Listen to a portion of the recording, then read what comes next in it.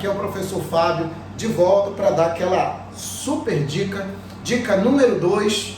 Lembrando que a dica número 1 era referente a lançamentos, né? E essa super dica número 2 é de movimento circular, assunto que compõe o edital da UEA 2020, prova essa que vai ser feita no próximo final de semana, tá? Quando a gente olha o edital lá da UEA 2020, tem lá de física, né? Tem lá escrito movimento circular uniforme e uniformemente variado. Eu, sinceramente, não me lembro de quando eu vi que caiu alguma coisa referente ao uniformemente variado, né? O que é mais comum é o movimento circular e uniforme, é o que é mais comum, né? E aí o que me acontece? Dentro do movimento circular e uniforme, eu tenho um assunto que é super importante, praticamente todo ano tem alguma coisa a respeito desse assunto, que é o assunto transmissão de movimento circular. Todo ano praticamente tem, se não for no primeiro dia, é no segundo dia ou nos 2 dias eu tenho alguma coisa referente à transmissão de movimento circular, né? E aí o que acontece? Com relação a essa transmissão de movimento circular, eu tenho 2 formas de fazer isso, né? Eu tenho um acoplamento de polias e rodas dentadas, que a física é a mesma, tá? A física que rege o acoplamento de polias e as rodas dentadas é exatamente a mesma situação, está se referindo à velocidade linear. O que eu tenho aqui então, Fábio? Olha só, essa daqui eu tenho 2 polias. Essas 2 polias aqui, elas estão interligadas por meio de uma correia. Eu costumo dizer que é até mais comum, que isso aqui parece aquela situação da bicicleta, né? Eu tenho aqui a coroa, eu tenho aqui a catraca e eu tenho a corrente. E o que a gente tem que levar em consideração aqui é que não vai haver escorregamento. Não vai haver escorregamento, e a questão muitas vezes ela até coloca de maneira explícita lá escrito, né? Ela escreve lá mesmo, está lá escrito que não há escorregamento. Quando não há escorregamento, significa que a velocidade de qualquer ponto dessa corrente, no caso se fosse a bicicleta, ou dessa correia, que no caso se fosse polias, qualquer ponto dessa polia vai ter a mesma velocidade linear.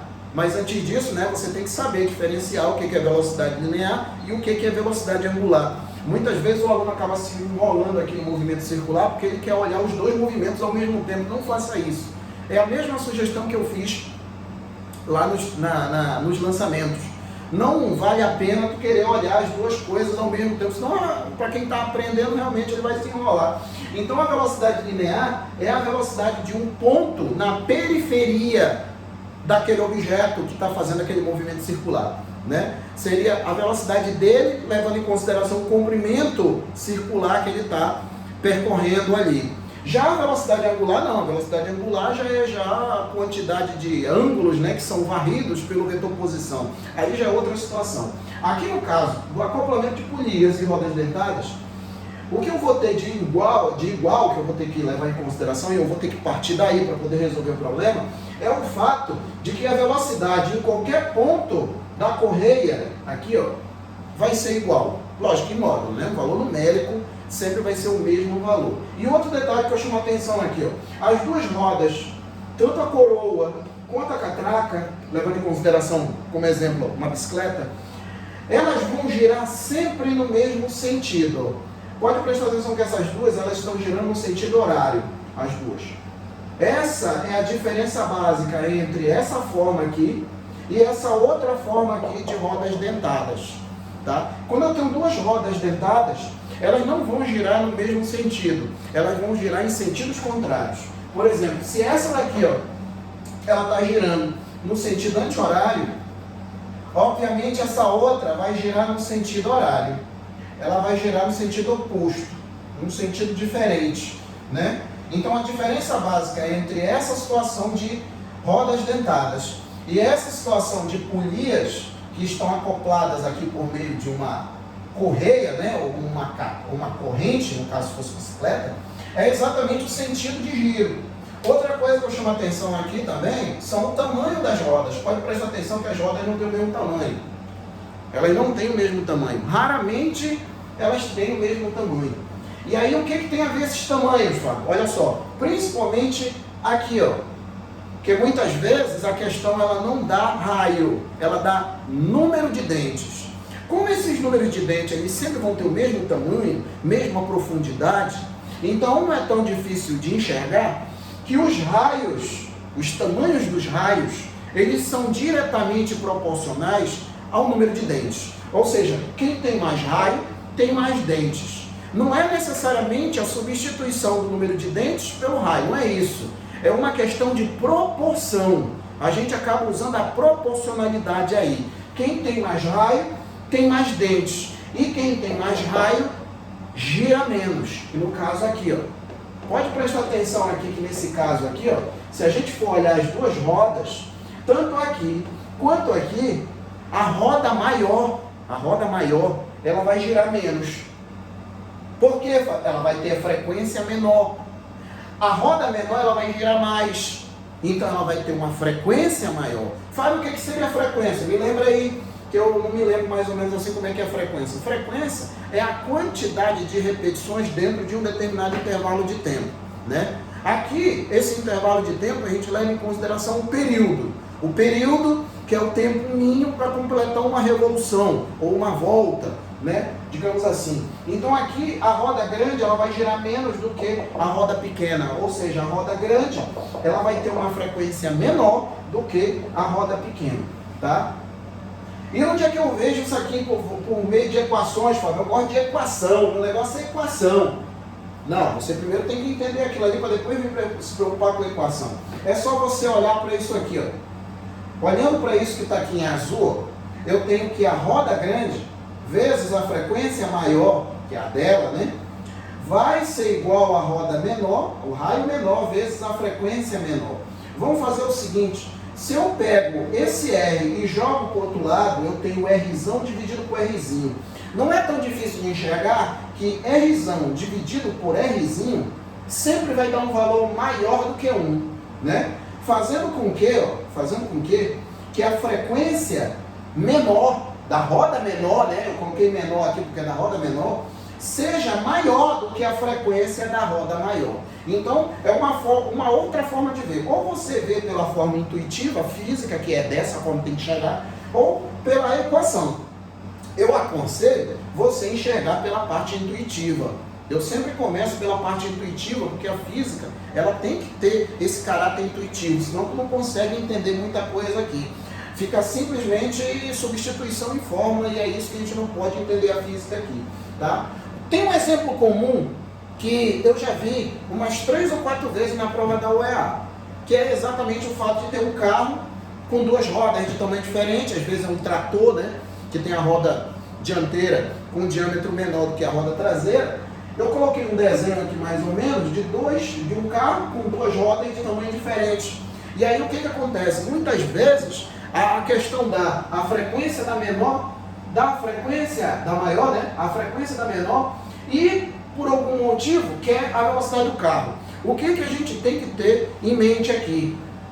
Tanto essa roda de trás quanto essa roda da frente, elas vão trabalhar de acordo com esse esquema aqui, ó. Pode prestar atenção que nesse esquema aqui, ó, de acoplamento de polias, elas vão girar sempre no mesmo sentido, sempre no sentido horário, que é de acordo com o desenho aqui. A ideia é a mesma. Se o carro está se movendo para a direita, né, que eu até coloquei ali a velocidade do carro, essa roda traseira ela vai girar no sentido horário e essa roda dianteira também vai girar no sentido horário. Ou seja, as duas vão girar no mesmo sentido. Tá, Fábio, mas e daí? Para eu achar a velocidade do carro, basta eu achar qualquer velocidade, tanto nessa roda ou nessa, até porque a velocidade linear nas duas rodas é a mesma. Como assim, Fábio, é a mesma? Valores numéricos, né? Como aqui eu disse que não tinha que ter escorregamento e a questão fala isso, aqui também. A questão fala que o carro não vai patinar, né? Porque os pneus, eles estão em contato com o chão. Aqui parte do princípio da ação e reação, né? Os pneus, eles não vão escorregar. Eles sempre estão puxando o chão para trás. E aí o chão reage e empurra o carro para frente. É a mesma física, basicamente, do andar, né? É um par de forças ação e reação. O pneu faz uma força no chão e o chão faz uma força no pneu. São forças de mesma intensidade, mesma direção, sentidos contrários e aplicadas em corpos diferentes. Uma força está no pneu e outra força está no chão. E esse resultado de força e de mesmo módulo, de mesmo valor numérico, me ocasiona o seguinte: da mesma velocidade que esses pneus puxam o chão para trás, vai ser a mesma velocidade que o carro se desloca para frente. É por isso que a velocidade linear das rodas vai ser o mesmo valor numérico da velocidade linear do carro. Vai ser a mesma velocidade linear que você vê, por exemplo, no velocímetro, que é a partir dessa contagem que eu tenho o odômetro. É assim que é contado o odômetro, aquela quantidade de quilômetros que o carro já percorreu, tá? Então, eu tenho aqui a mesma moral da história aqui do carro, baseado no acoplamento aqui de polias e de rodas dentadas. A velocidade periférica da roda maior vai ter a mesma velocidade periférica da roda menor, que vai ser a mesma velocidade do carro. É isso aqui que tu tem que saber para poder resolver a questão. E outra coisa, essa questão, esse desenho, esse esquema, esse esqueleto de questão aqui, ele é comum. Eu já vi umas 3 vezes, como eu já disse, estou repetindo e vou continuar falando. Eu já vi umas 3 vezes isso daqui, tá? Em provas da UEA, tanto no primeiro dia quanto no segundo dia. Então é comum, tá? Agora olha só, a outra forma de compartilhar, de transmitir movimentos é pelo compartilhamento do eixo, de eixos, né? Eu tenho aqui um eixo, né? Eu tenho um eixo que está ligado a um determinado motor, e esse motor transfere movimento de giro para o eixo, e nesse eixo eu tenho uma roda aqui maior e eu tenho uma roda menor. Essas duas rodas, elas estão presas no eixo, não tem deslizamento. É a mesma ideia daqui, não tem deslizamento aqui, não tem deslizamento aqui, não tem aqui, e aqui, idem, não tem deslizamento também. Então, qual é a moral da história, a história física do compartilhamento de eixo? Quando eu tenho uma situação dessa, que eu tenho rodas compartilhando eixo, todo mundo vai girar com a mesma frequência.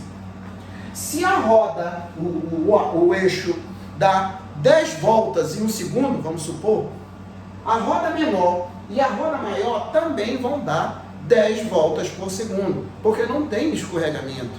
Então quem está transmitindo o movimento é o eixo. Então quem determina a quantidade de voltas é o eixo. A consequência disso é que a frequência do eixo, frequência de rotação do eixo, vai ser a mesma frequência de rotação da roda maior e vai ser a mesma frequência de rotação da roda menor, tá? E, consequentemente, a velocidade angular do eixo vai ser igual à velocidade angular da roda maior, que vai ser igual à velocidade angular da roda menor, tá? E por último aqui, ó, eu tenho que são as mesmas velocidades angulares. De tudo que está aqui no quadro, o que tem de mais comum, é o acoplamento de polias e rodas dentadas. É o mais comum, tá? Isso aqui não é tão comum não, mas é importante o cara saber, sim, isso aqui. Mas, para dica rápida, o que tem de mais comum é acoplamento de polias e rodas dentadas, tá? Recapitulando, acoplamento de polias de roda dentada, mesma velocidade linear, mesma velocidade periférica. A velocidade periférica de um ponto dessa roda maior vai ser igual à velocidade periférica de um ponto dessa roda menor. Quando eu tenho compartilhamento por correia, né, todas as rodas giram no mesmo sentido. Essas daqui estão girando no sentido horário, né? Já quando eu tenho rodas dentadas, elas giram em sentidos contrários, tá? E só mais um detalhezinho aqui para a gente fechar. Número de dentes, eu já falei, mas eu vou repetir, porque muitas vezes o aluno se enrola. Está mais acostumado a estudar com o problema dos raios, né? E aí quando fala em dentes, o cara já se enrola. No português claro, onde tinha um raio maior, põe um número de dentes maior. Onde tem a roda menor, põe um número de dentes menor, que vai dar bom, tá? Na verdade, o que a gente faz aí é uma proporcionalidade, porque de fato isso procede. Quem tem raio maior, tem um número de dentes maior. Quem tem um raio menor, tem um número de dentes menor, tá? Tá bom, meus queridos? Então era isso aí, essa é a dica número 2. Espero ter acrescentado alguma coisa para vocês, que ajude vocês a lembrar dessas situações físicas aqui no dia da prova, até porque movimento circular, pode ter certeza que tem no primeiro dia. Se não tiver no primeiro dia, tem no segundo, e eu até acredito que tem nos 2 dias, tá?